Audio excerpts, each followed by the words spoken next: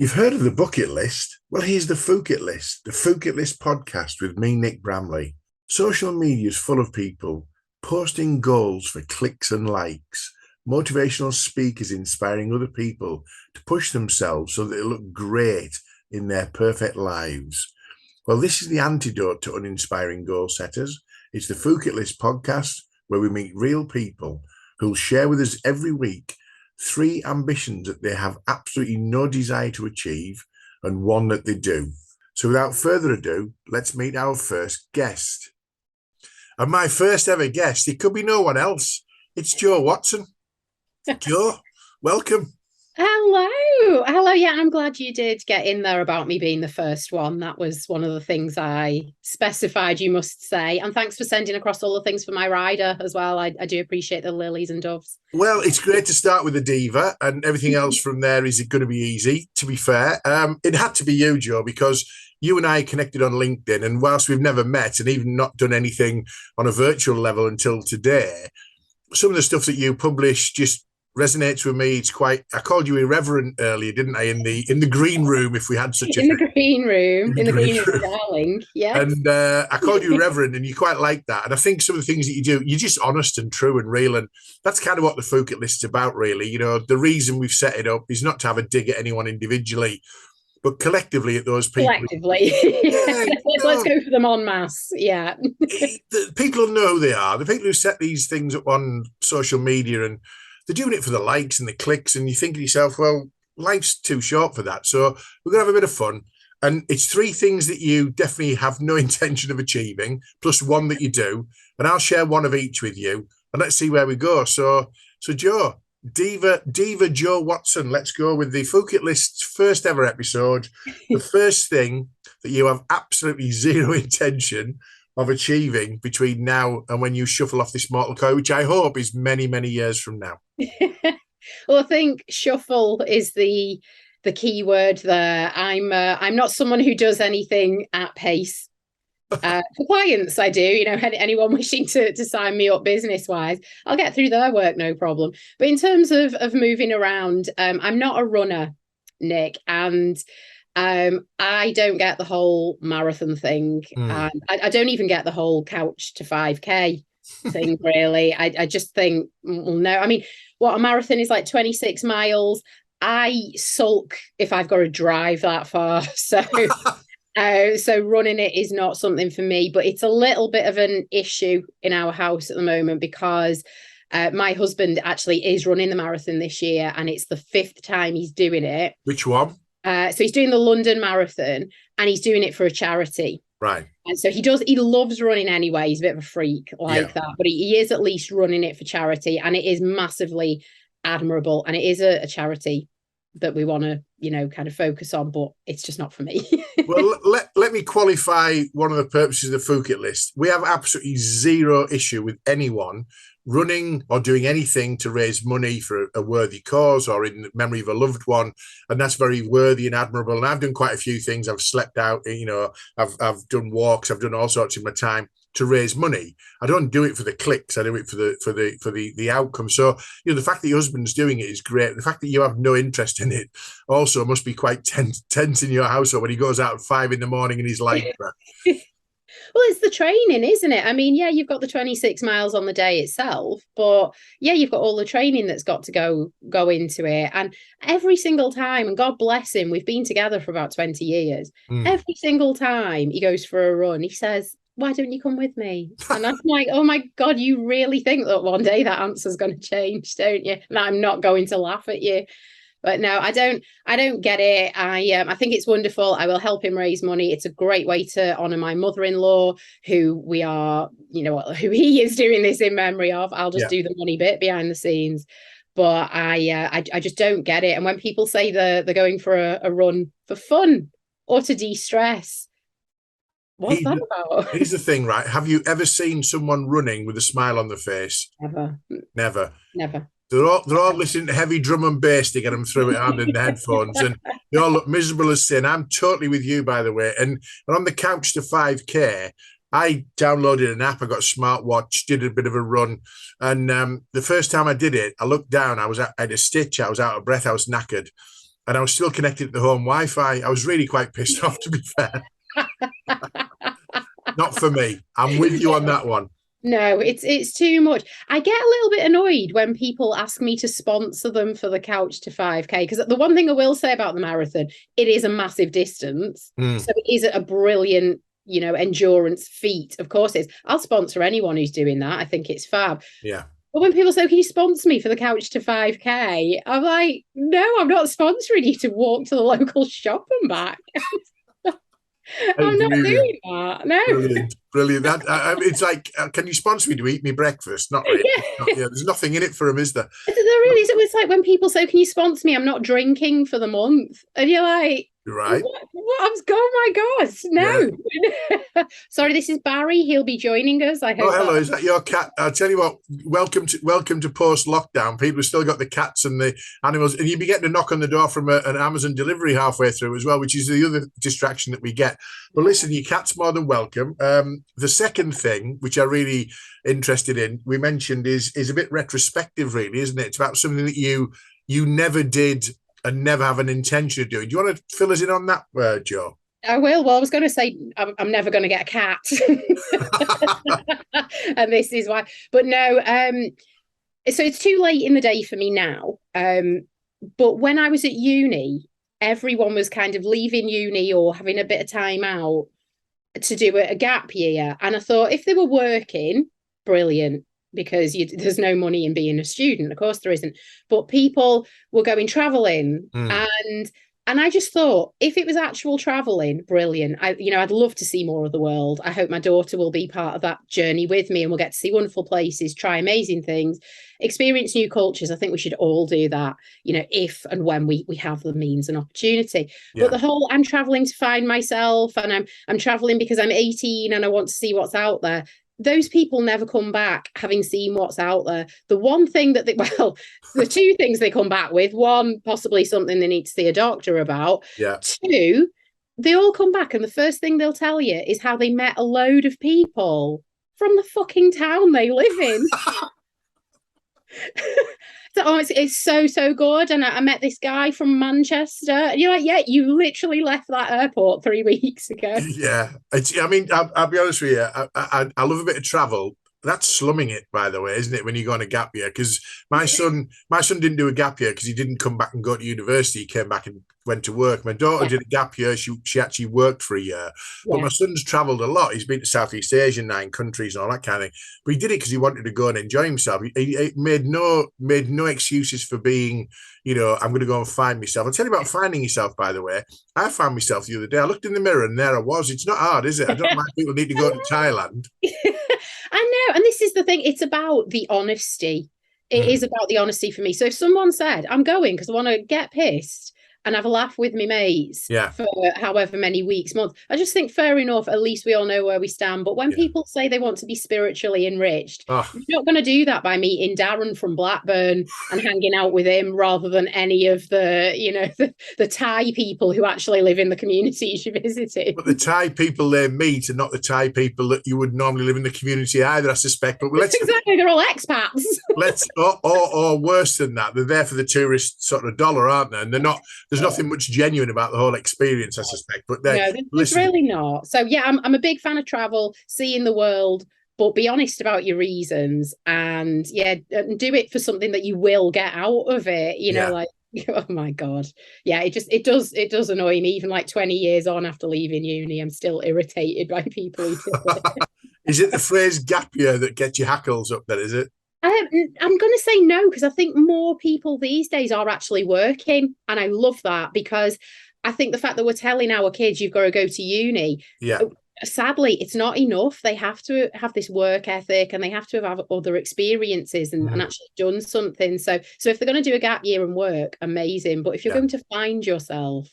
No, look in the bathroom mirror. Yeah. Okay. The third one's interesting because I think you'd be brilliant at this, but... there's a reason you don't want to do this, and we'll keep people in suspense at the moment. I think you'd be an excellent person to undertake this third activity, but you have absolutely zero intention of doing so. So what's the third thing on your list, Jo? it's a big one because up until about a year, maybe 2 years ago, this was top of my bucket list. And now it's definitely on the bucket list. I've got no intention of doing a TED talk. Wow.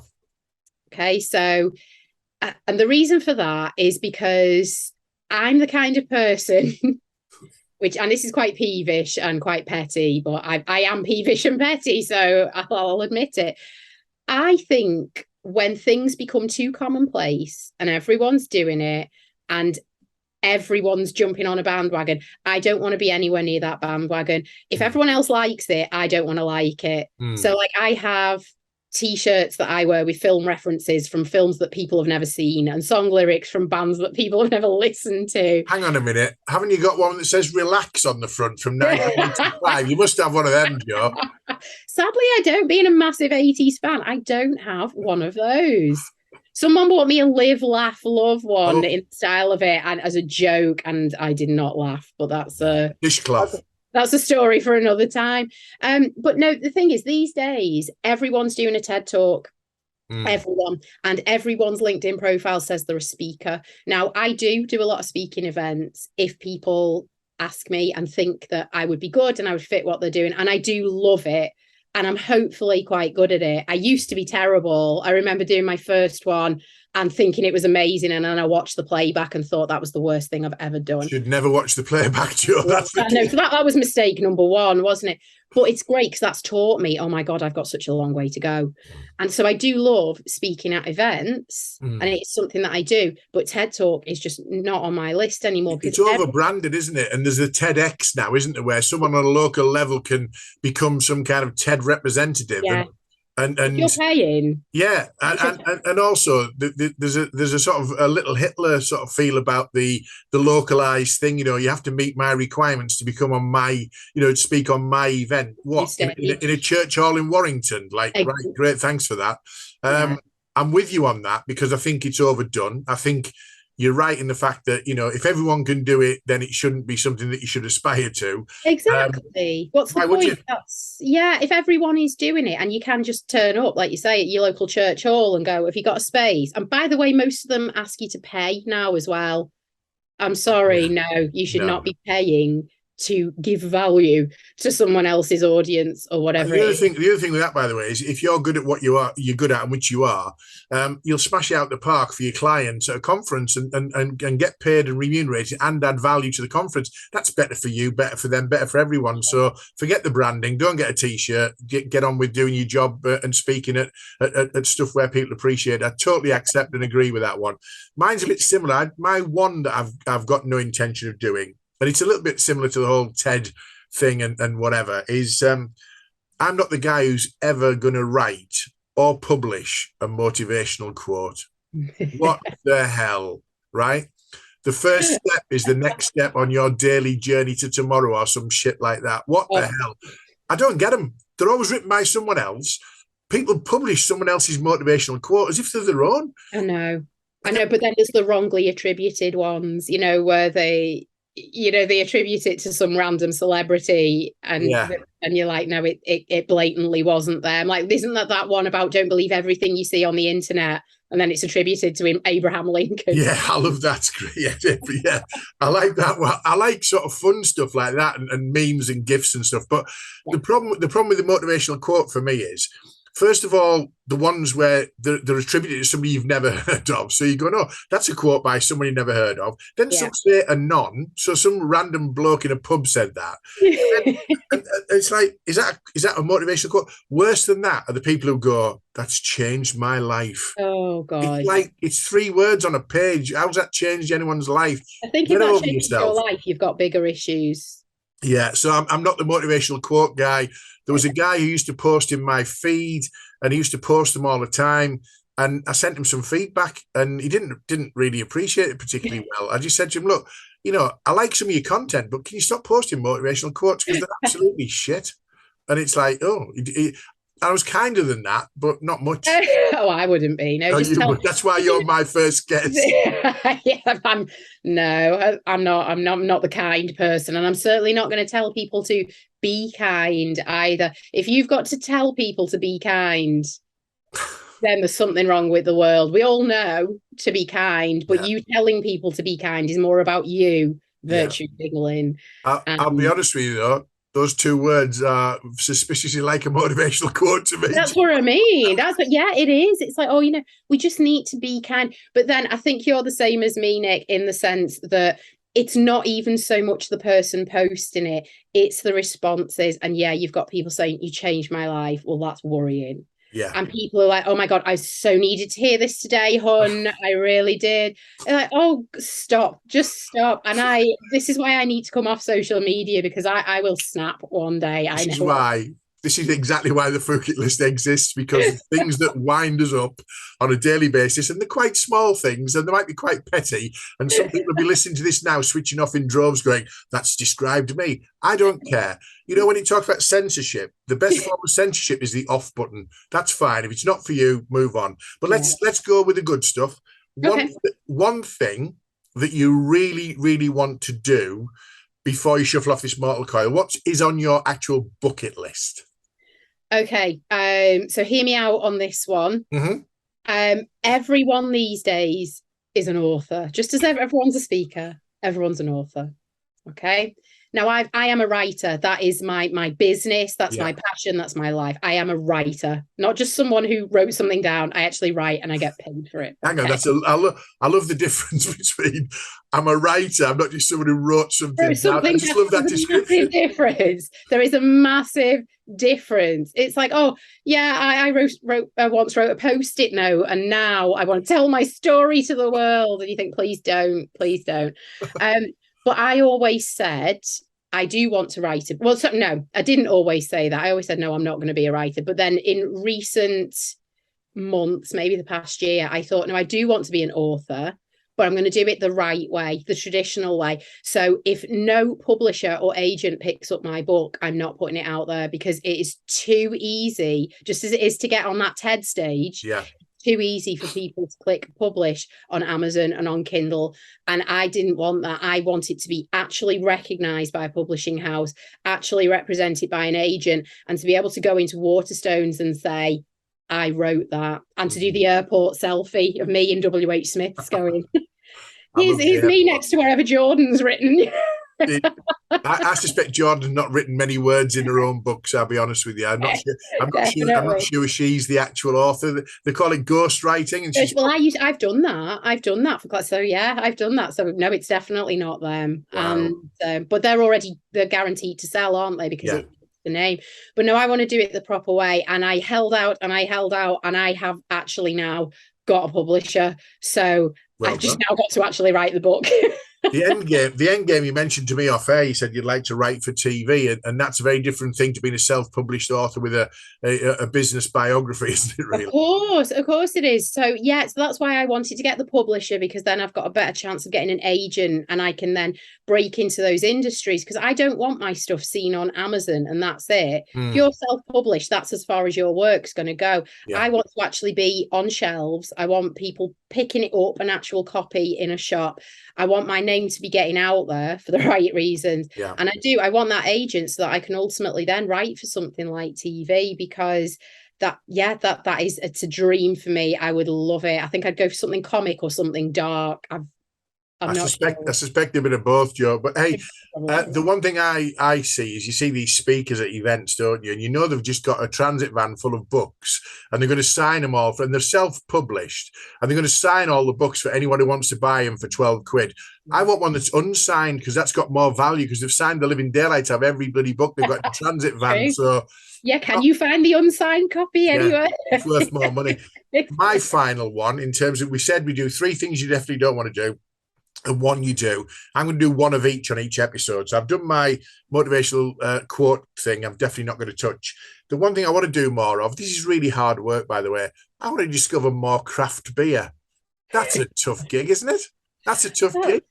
that makes my book writing just look like a walk in the park, doesn't it? In a non-marathon paced saunter in a park. I mean, I'll be honest with you, trying to keep pace with the amount of microbreweries that are opening on a daily basis, I'm bloody knackered. I mean, I might die young, but I won't die alone running a marathon, will I?